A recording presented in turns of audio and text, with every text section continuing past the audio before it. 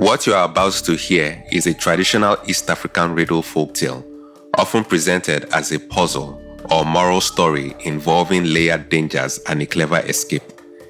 It is part of oral Swahili folklore, particularly in Swahili-speaking regions such as Kenya and Tanzania, where such riddles are used for entertainment, education, and teaching problem-solving skills.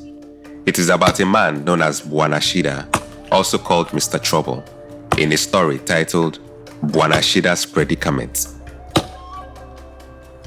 The sun scorched the vast East African plains. Its heat was relentless and unforgiving. Cicadas whirred from the leafy branches, their noise mingling with the shimmering air. Bwana Shida, with sweat streaming down his brows, gripped his axe with determination. Each strike against the ancient tree was met with a groan, the wood protesting as it weakened beneath his blows. Thud, thud, thud. The task was nearly complete. Just a handful of swings more separated Bwana Shida from felling the tree. Suddenly, he heard faint, cautious footsteps. He looked over his shoulder, and what he saw horrified him, causing his eyebrows to reflexively shoot upwards sharply with bulging eyeballs. "Lion!" he gasped in terror. A massive lion stood a few yards away from him. Its mane was as dark as storm clouds. Its golden eyes burned with hunger. The beast's tail twitched, muscles coiled, ready to pounce. Bwana Shida froze for a few seconds, his hands trembling as the axe dropped to the ground from his hand. It then gave a deep, earth-shattering roar that vibrated across his body and the earth beneath his feet, causing him to quiver with fear that surged through his veins, forcing his heart to pump faster as if it were about to burst out of his chest. A sudden surge of adrenaline shot through his veins, snapping him out of his terror-induced freeze. He scrambled up the trunk of the tree, the frantic need for escape overriding the pain caused by the coarse bark of the trunk, shredding his already blistered palms. Below, the lion unleashed a guttural snarl that vibrated through the earth, its amber eyes locked upward in feral hunger as it prowled closer, muscles rippling under tawny fur. It circled the gnarled tree trunk with deliberate, unyielding patience, claws scraping the dry soil like knives on bone. Bwana Shida scrambled for a higher branch, his fingers scraping at rough bark as he exhaled with a shaky sigh of relief, only to freeze at a sinister hiss slithering from the shadows of the leaves above. With a heart pounding like a war drum, he twisted his head inch by inch, sweat stinging his eyes as it met the cold, unblinking stare of a long, slate-gray serpent coiled along the limb, its scales glinting like polished death in the dappled sunlight. "Snake!" he gasped in a choked whimper, his grip slipping in blind terror as he plummeted for a split second, the wind whipping his face, before swiftly clawing back onto the branch, dangling precariously as panic surged through him like wildfire. The venomous creature tensed, its fangs bared in a lethal coil, poised to strike. Below, the lion paced hungrily, licking its massive jaws with a wet, anticipatory smack, saliva dripping in ropes. Trapped in this nightmare vice of fang and claw, Bwana Shida's doom closed in. Escape was a cruel illusion. His every breath was a countdown to the end.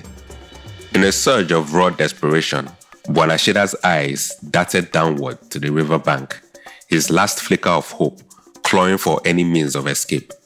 The murky waters roiled like a boiling cauldron, dark and treacherous. Then, with a heart-stopping snap, two massive armored jaws erupted from the depths, jagged teeth gleaming in the sunlight like rows of deadly daggers. "Crocodiles!" he wailed, the word ripping from his throat in a guttural cry of utter despair, his voice cracking against the weight of his doomed fate. Dangling in a hellish limbo between solid earth and the abyss, merciless predators encircled Bwana Shida, the lion's thunderous roars vibrating from below, the snake's venomous hiss slithering at his side, and now the crocodile's silent, lurking menace turning the river into a graveyard of scales and slaughter. His hands, raw and blistered from the splintered bark, screamed with agony as they clenched the branch in a vice of pain. His muscles ignited like fire under his skin, every fiber quivering and ablaze. Sweat poured in stinging rivers down his face, blurring his vision into a hazy nightmare. Suddenly, the wind unleashed a savage howl, lashing the branches like invisible whips that tore at his precarious hold. Bwana Shida's fingers slipped inch by treacherous inch, his breath coming in ragged, heaving gasps as bone-deep exhaustion clawed him towards surrender. The tree, scarred and weakened from his own frantic axe blows, groaned like a dying beast, creaking and tilting under the gale's relentless fury, threatening to hurl him into the jaws of oblivion. "God help me! I'm going to die!" he hollered, his scream swallowed by the whirlwind of chaos, terror exploding in his chest like a bomb as doom closed in from every shadowed angle. Many of you will probably recognize this striking image from the internet. Now imagine yourself in Bwana Shida's position, hanging from the tree. What would you do in such a situation? Would you surrender and accept being beaten by a lion or crocodile, or both after being bitten by the snake? Or would you try to find a way to escape to safety? If you were to attempt to escape, how exactly would you go about it? Pause the video and share your escape plan in the comments below, then return to see what happened to Bwana Shida.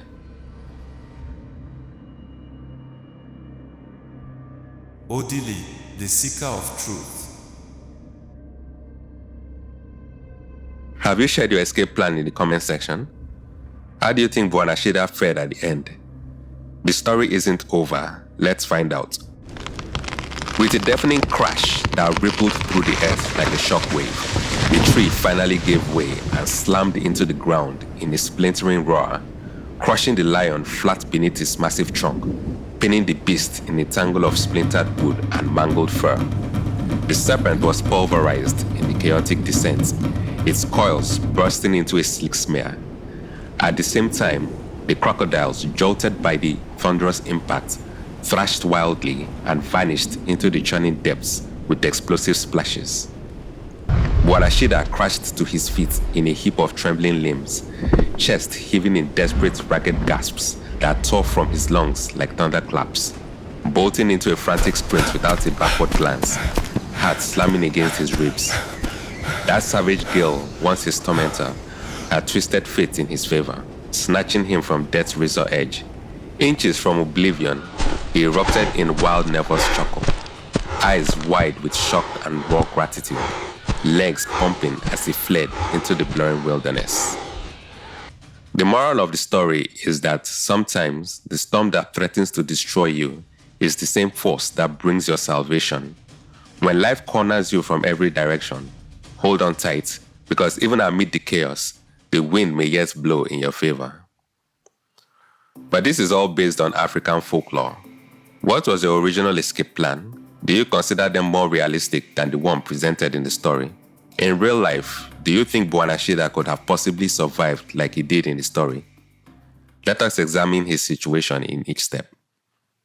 Analyze your answers with the following quiz.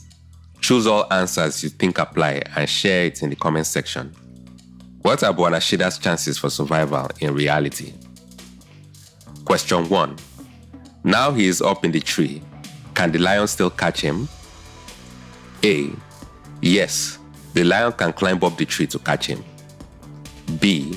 No, lions are too heavy to be able to climb up a tree. C. The lion could sit and wait for him to climb down. D. The lion will walk away immediately since Bwana Shida is up the tree. If your answers are A and C, you are correct. Question 2. Will grabbing the snake and tossing it at the lion neutralize the entire threat? A. Yes, if it lands on the lion, it could bite the lion and the venom could weaken it. B. No, the lion could bite you first as you try to grab it. C.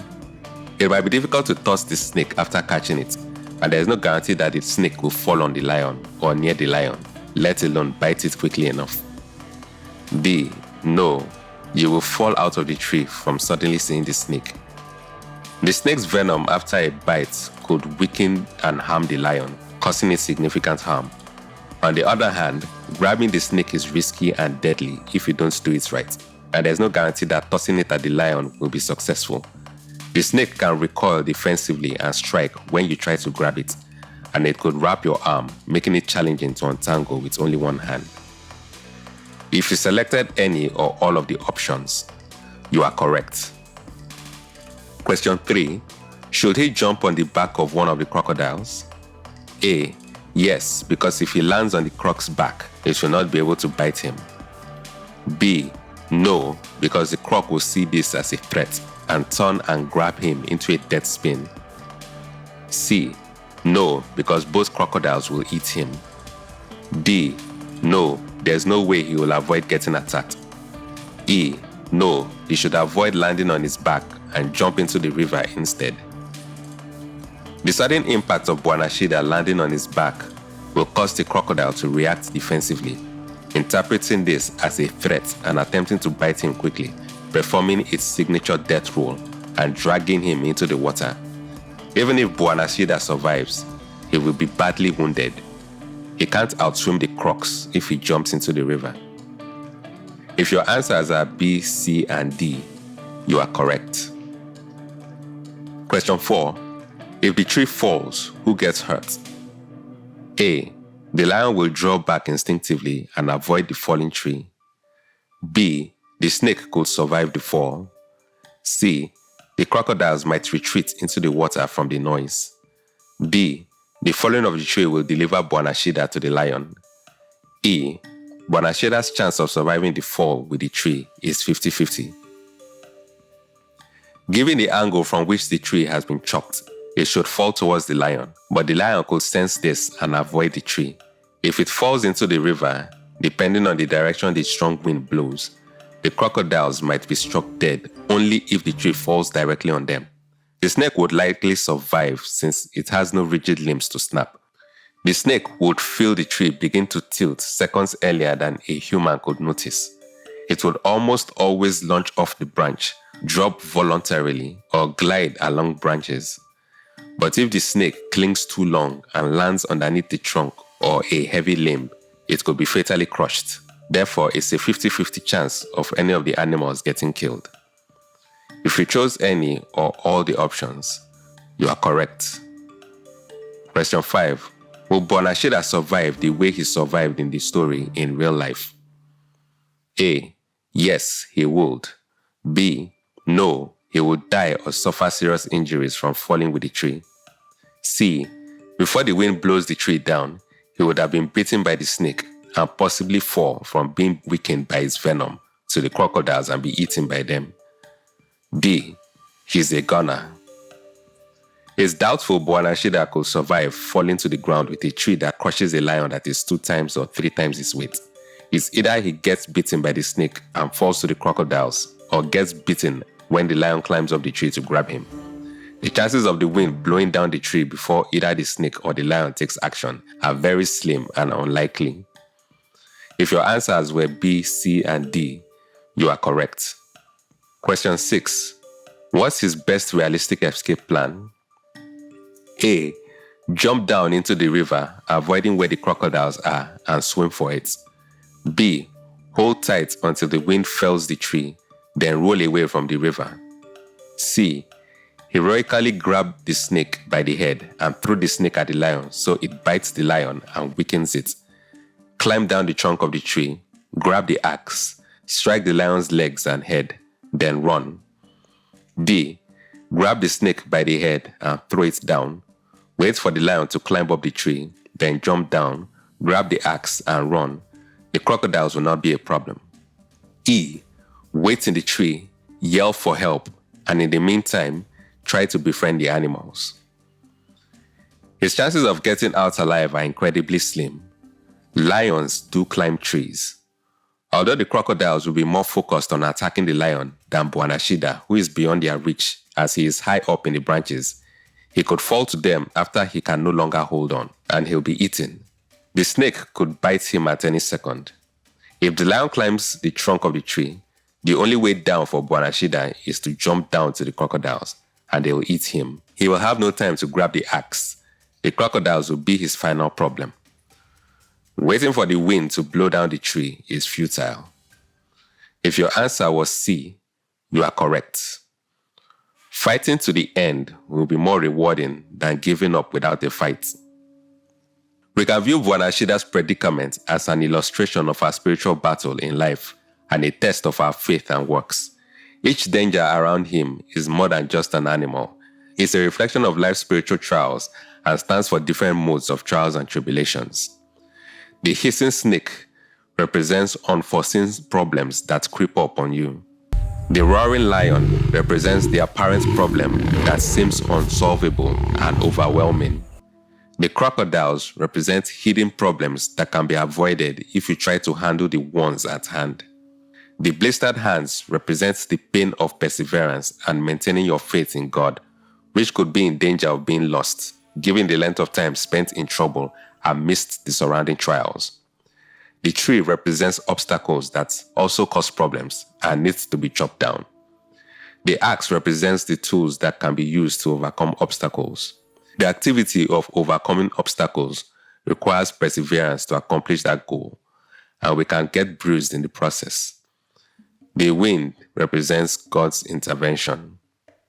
With these assigned symbolisms to the answer in question 6, we can create a myriad of spiritual analogies from the events in this story. We can say that Bwana Shida strategically tackled his problems from the most imminent to the ones coming, ultimately handling the situation one step at a time to resolve it. Each was scary, but he had to tackle them, for if he didn't, he would have been fatally bruised. There are multiple ways to create analogies from this story, but I will leave that to you to explore. What ideas do you have? Do you believe that each animal could individually stand for something? How could you apply this as a resolution to a real-life problem? What other morals can you extract from the event? Share your ideas in the comments below. If you have any quizzes I can review, please share them in the comment section. Odili, the seeker of truth.